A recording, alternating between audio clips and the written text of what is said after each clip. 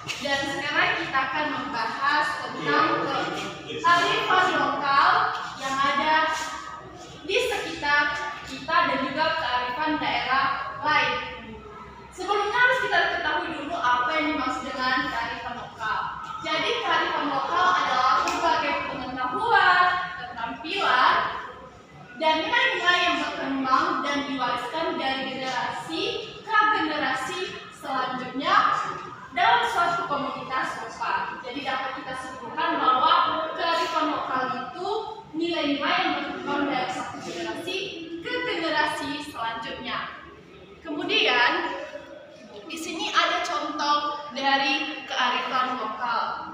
Yang pertama namanya marakabola atau tradisi gotong royong memindahkan bola. Jadi diingat-ingat ya, nanti ada ibu tanyakan.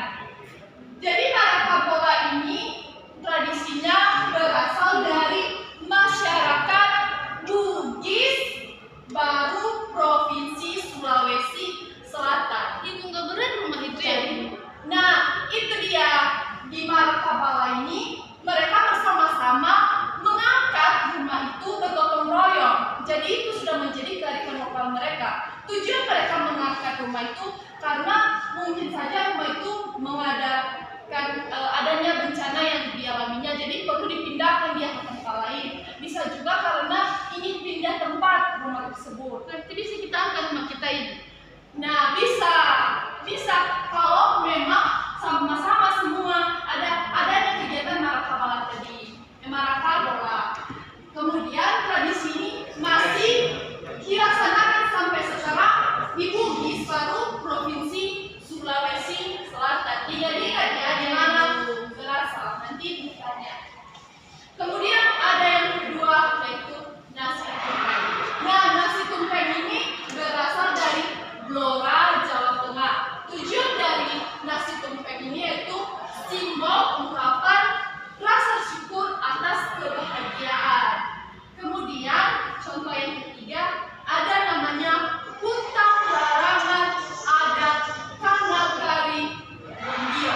Ini terletak di Kecamatan Kampar, Provinsi Riau. Ada pernah pergi ke hutan ini? Ada.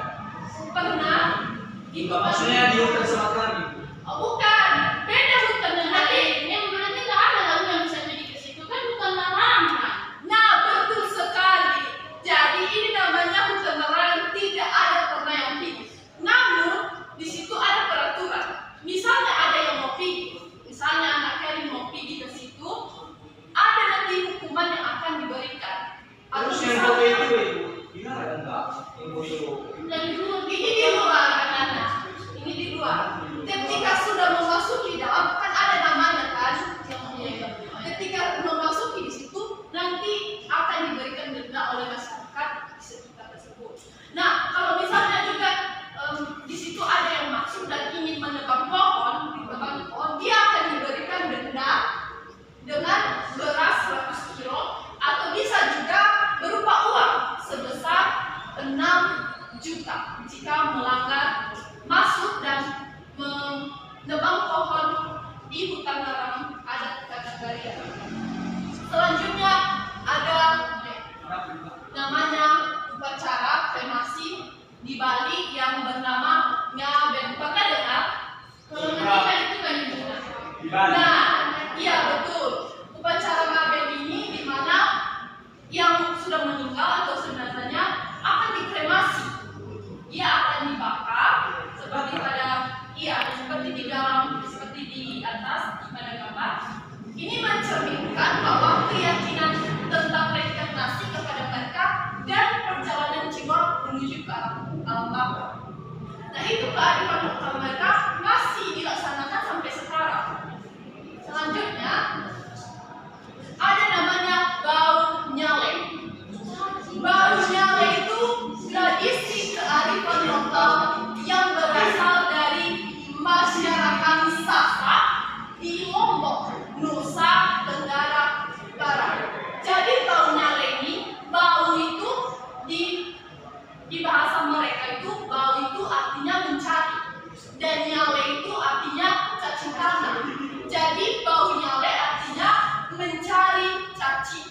tanah.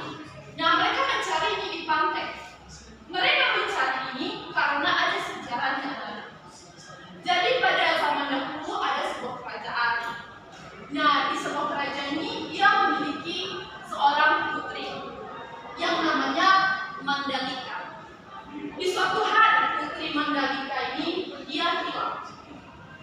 Dan diketahui putri Mandalika ini hilang dan dia menjatuhkan diri di sebuah pantai. Setelah menghilang tidak lama datanglah cacingnya yang begitu banyak.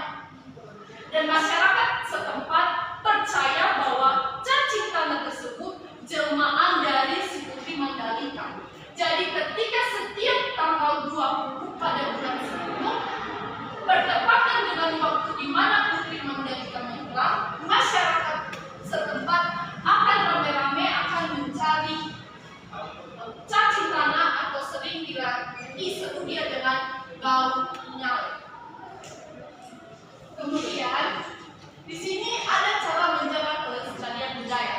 Yang pertama menggunakan bahasa daerah di rumah sesuai dengan asal daerah. Nah di sini supaya lestarinya budaya kita perlu menggunakan bahasa daerah di rumah. Misalnya anak-anak yang Nias bisa menggunakan bahasa Nias. Karena anak di sini ada yang orang Batak bisa menggunakan bahasa Batak di rumahnya. Kemudian yang kedua mempromosikan kekayaan budaya. Ya kita perlu mempromosikan kekayaan budaya kita melalui sosial media atau hal-hal lainnya. Kemudian yang ketiga mengikuti kebudayaan di lingkungan sekitar. Nah di sini kita harus mengikuti kebudayaan di lingkungan sekitar. Misalnya jika di sekitar kita mengadakan pergelaran seni, mari kita berpartisipasi, baik itu sebagai penonton ataupun yang ikut dalam kegiatan pergelaran seni tersebut. Kemudian yang keempat menggunakan produk lokal yang bermanfaat dan berkelanjutan. Jadi mari kita melestarikan, menjaga kelestarian budaya kita dengan menggunakan produk lokal. Misalnya seperti kain batik, marilah kita menyukai produk lokal dibandingkan produk luar. Selanjutnya, manfaat adanya warisan budaya. Yang pertama yaitu memperkuat identitasnya. Dengan adanya warisan budaya dan setiap daerah memiliki budaya yang berbeda-beda, maka di situ akan memperkuat identitas. Jadi kita tahu daerah ini dia memiliki warisan ini. Jadi kita tahu itu identitasnya. Kemudian yang kedua daya tarik wisata. Nah artinya di sini manfaat adanya warisan budaya ini adanya daya tarik wisata, di mana wisata yang akan dengan adanya wisata maka akan menarik pengunjung dan meningkatkan pendapatan daerah. Kemudian yang ketiga sumber pengetahuan.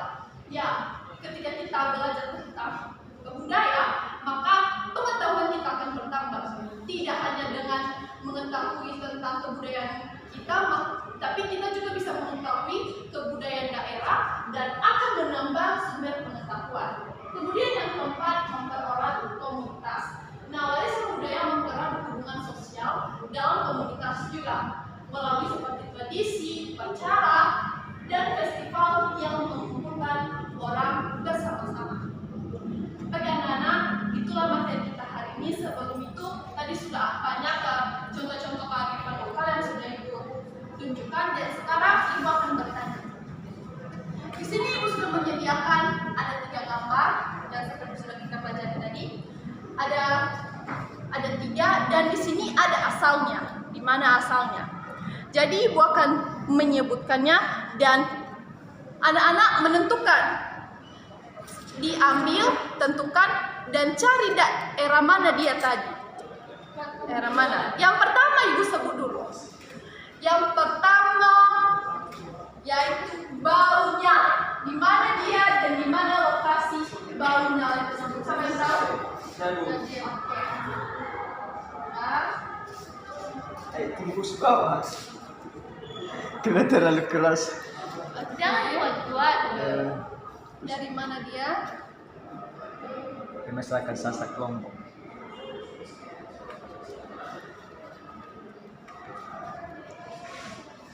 Oke. Apakah betul? Ada yang masih ingat tadi? Betul Ibu. Ya betul. Baunya berasal dari masyarakat Sasak. Nah apa Ibu? Langsung 2 ya sekaligus. Bisa kan? Bisa. Bisa pindah. Mana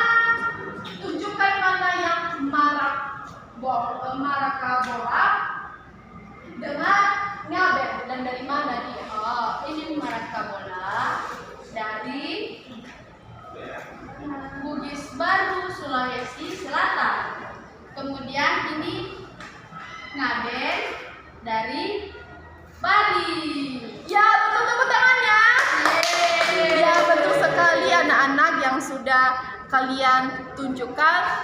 Di sini berarti Ibu tahu bahwa kalian sudah memahami apa yang sudah Ibu sampaikan.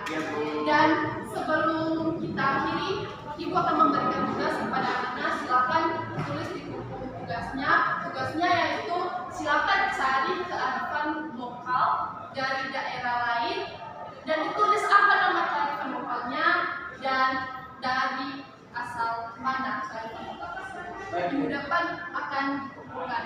Demikian untuk pembelajaran kita hari ini. Selamat pagi. Pagi, Bu. Bu. Ada di jalan, Bu.